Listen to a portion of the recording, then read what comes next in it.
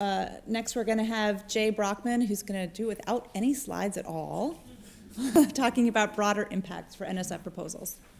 Yeah, when I was thinking about how to present this morning, I decided I'd go multimedia, both sound and vision, and not PowerPoints.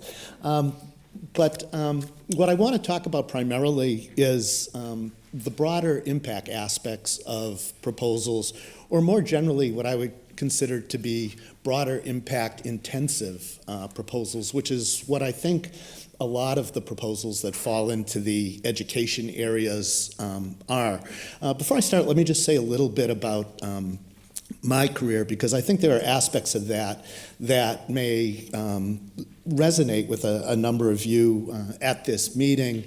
And maybe there's a little bit of advice that may come along with that. So I've been teaching at the University of Notre Dame for, I think this is my 24th year that I'm coming into. Before I had gone to grad school, I'd worked in industry for a while.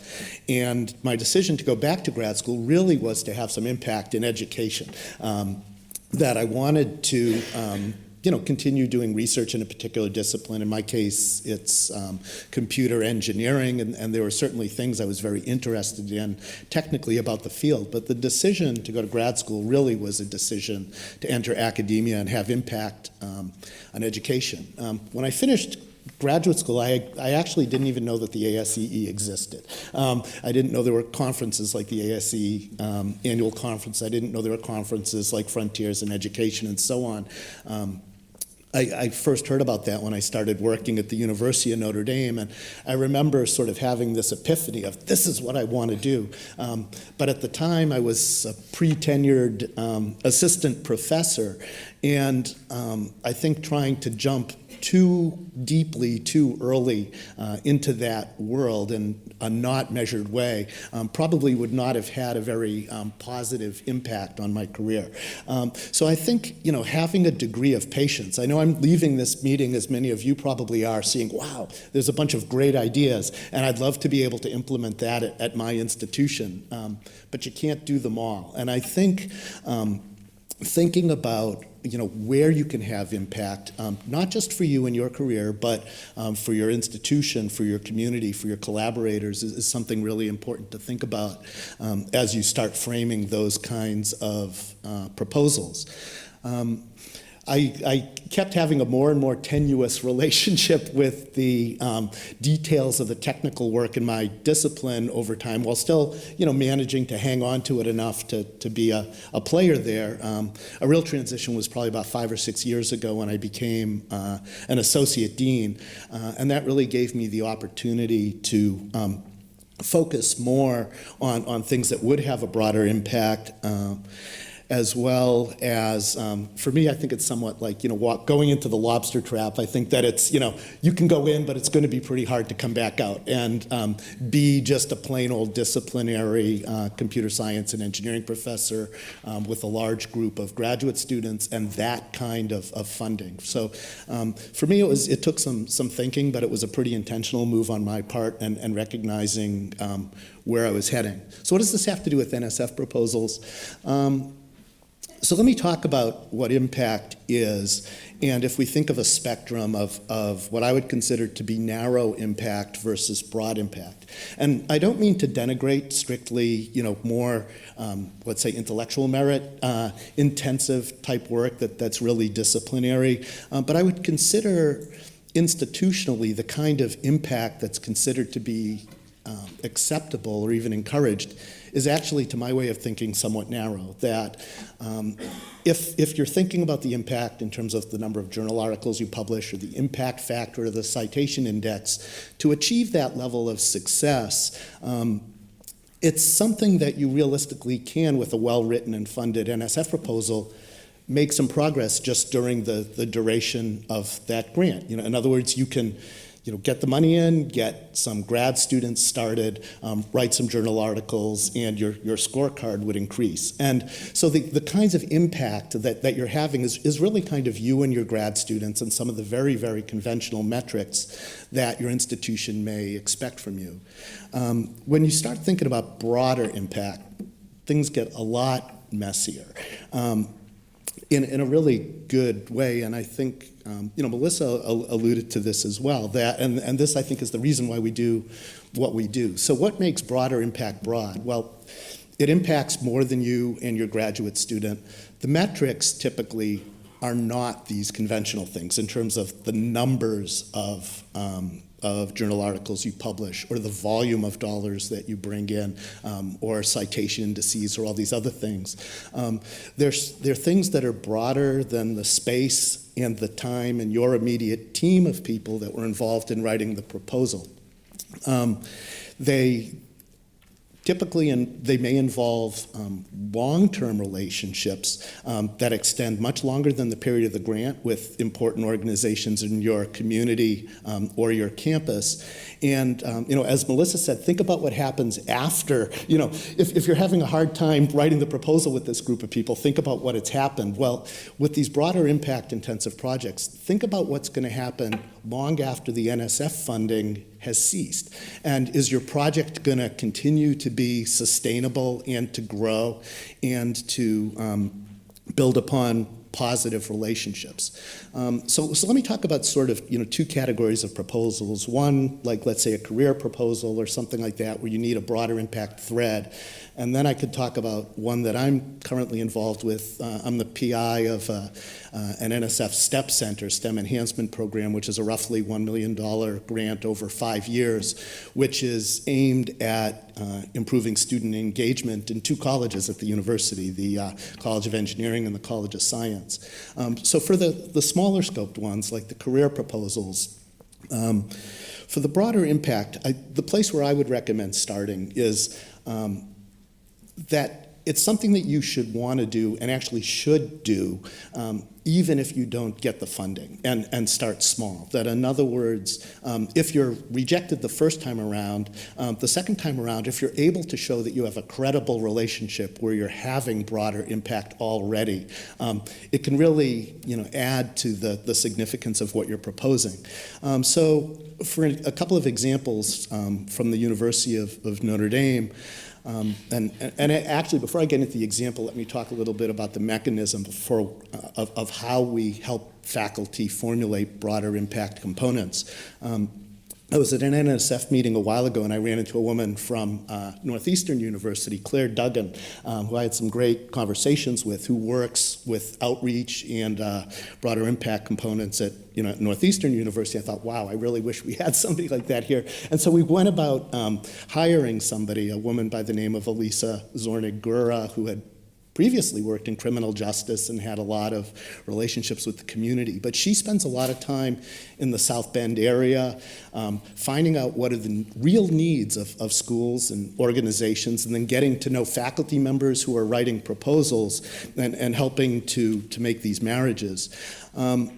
And so some examples of things that faculty have proposed and that have been successful. We have a magnet school system in South Bend, Indiana. One is a project Lead the Way engineering thing. Another is sort of a health and life sciences, and there are two others. When we looked around at the regional science fair, we saw that most of the submissions were actually coming from a couple of private schools and one sort of hallmark public school that has an international baccalaureate program. The science magnet actually had like 2 or 3 submissions out of hundreds that were in the science fair. So this young faculty member spent a lot of time talking with the teachers there, talking with the more successful programs a year before they even wrote a career proposal. And started really understanding the issues and came up with a scheme working with a number of teachers that would take some of the practices from some of the successful schools and then working within his own lab, help mentor some teachers and students so that you could get a presence in the science fair. The first time he wrote his career proposal, it was not funded. But with just sort of on a shoestring and in his own time, he began to implement this program and began to see some results. So the next time that he was able to write a proposal, he had some results to talk about. Another example of sort of a meaningful relationship, and this is one that relates more to the university, is as at many schools, overseas study is an important part of our undergraduate program, and we have some close relationships with some sister universities in other countries, one in Chile with another Catholic school, technical Catholic school located there. And so a professor who is not a Hispanic professor, wanted to do stuff that would better serve, increasing enrollments of STEM among the Hispanic community. So he had sort of a two-pronged approach, which was something that was helping the university by getting engaged in this program that we had in Latin America and gaining a cultural understanding and working locally in South Bend. So this wasn't something that the professor just cooked up on their own to check a box that would help increase the likelihood of their NSF proposal being funded. It was a real, genuine, sincere effort to do something that would be of benefit to a program that was of importance to the university and of importance to the community. And I think if you start with that end in mind, I like to suggest, think about what you're going to write in your final report. After the NSF grant is done, what have you actually accomplished? And in doing so, you're going to have to face some hard questions. Like, can I really pull off this thing that sounds so grandiose, with the resources that I have available? Is my university really going to let me do this? And if you don't have good answers to those questions, it's probably going to be evident in the way that your proposal is written, which will decrease the likelihood of having it funded. So I would say, start by building up these relationships. Remember that getting funding for an NSF proposal isn't an end in and of itself. It may feel that way while you're trying to get promoted or something like that, but that's not the reason you do it. The reason you do it, and I'd say there's three great things, about the activity of doing an NSF proposal. One is if it's funded, you actually do have the money. Two is if it's funded, you have credibility with your administration for something that may be outside their envelope. Like, you have a mandate to carry out this work. Your Office of Research has signed off on this proposal when it went out the door. So something that may be regarded as sort of a fringe activity now has some credibility. The third thing is, even if the proposal isn't funded, having to summarize your ideas with a team and build a team into 15 pages is an incredibly valuable activity. And again, you should, for the broader impact portions, don't think of this as something that you're going to do only if the proposal is funded. Think of this as impact you want to have regardless, and that the NSF is going to give you the leverage to take it further faster. So think about realistically at different scales. If you have the funding, what would my final report look like? If I don't get the funding, what would I like to be able to say 1 year from now in terms of the progress I've been able to make in this area? The last point I want to talk about are the things like the STEP Center I'm involved in and what it takes to be successful with that. In that case, if our final report is going to be any good, it involves a lot of buy-in and a lot of cooperation from a lot of people across many segments in the university. And I could have written a proposal, that may have gotten funded that outlined these things. But again, the months and months and months of discussion prior to submitting it, and having something like writing a proposal as a focus was huge.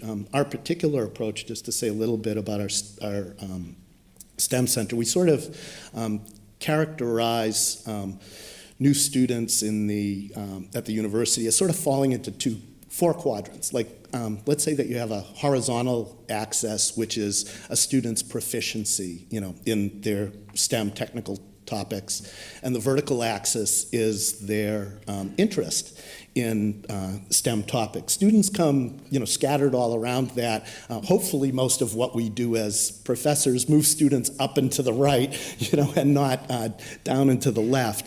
But students arrive, on the fringes of that top right quadrant. That you may have a student that wants to major in engineering for what we would consider to be, some very, very good reasons in terms of wanting to serve society, wanting to help society.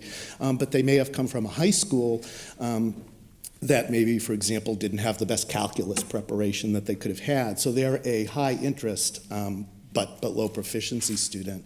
To make that kind of thing work, it requires a lot of coordination of a lot of organizations. And I think laying that foundation, getting the right partners, not trying to convince NSF that you can do something like that by yourself is really critical.